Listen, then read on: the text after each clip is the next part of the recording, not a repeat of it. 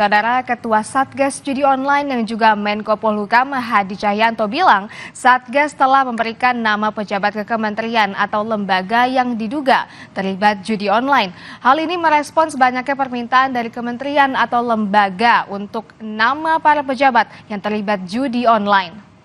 Selain setor nama, Satgas juga sudah menyerahkan ke Barreskrim Polri sebagian dari 5.000 rekening yang dicurigai PPATK terlibat judi online.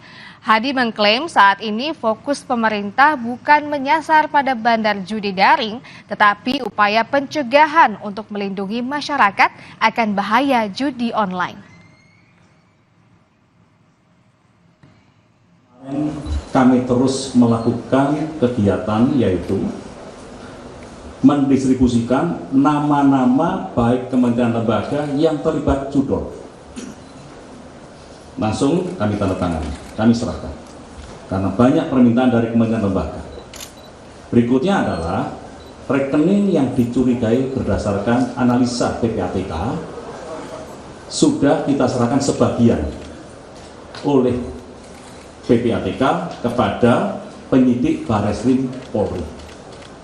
Penyidik Barreskrim Polri memiliki waktu 30 hari untuk membekukan rekening tersebut dan mengumumkan apabila tidak ada yang mengambil uang tersebut, maka uang ini sesuai dengan putusan pengadilan sekali lagi akan kita ambil. Dalam rapat di DPR 26 Juni 2024, Pusat Pelaporan dan Analisis Transaksi Keuangan PPATK mengungkap data ada lebih dari 1.000 orang anggota legislatif yang bermain judi online. Para wakil rakyat ini tersebar di semua tingkat, mulai dari pusat hingga daerah.